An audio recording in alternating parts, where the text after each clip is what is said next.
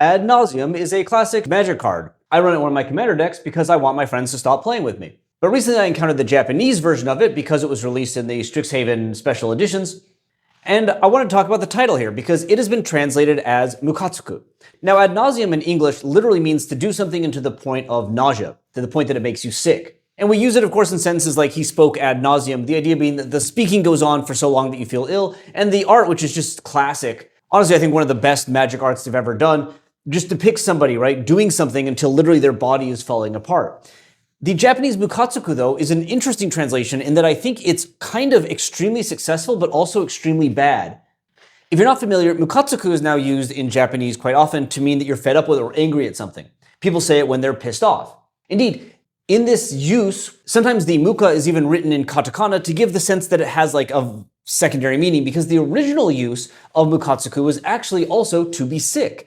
But you don't say this anymore. You can't go to the doctor and be like, mukatsukimashita, and have them think that you're ill. They'll think that you're mad. But in phrases like iga mukatsuku, or like my stomach is, I guess, pissed off, although it probably is mad at you for whatever you ate that caused your to mukatsuku. And if you look up the word, you will actually see definitions like this listed as like the primary definition, because it is the oldest, that talks about having like an unpleasant feeling around your stomach or chest, referencing onomatopoeia like muka, which can mean to feel sick or queasy, but also, of course, to feel angry.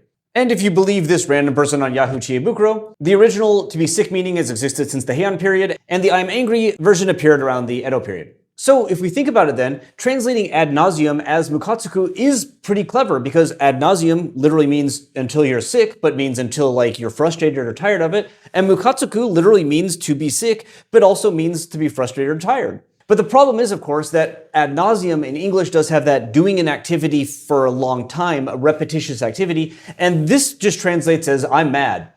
So if a Japanese person sees this card, would they get that there's a translation pun being maintained, or would they just be like, wow, that person is really upset that they've copied that document until their hands turned into bones, or maybe they're mad that all the papers are flying out of their mouth. I don't know. But it's kind of cool that this translation sort of sits in the boundaries of a really excellent translation, but also potentially a really terrible one. And I don't really have anything else to say about this. The names of the other cards with special art aren't really interesting, but I just wanted to talk about this because weird translation issues like this are something that I could talk about.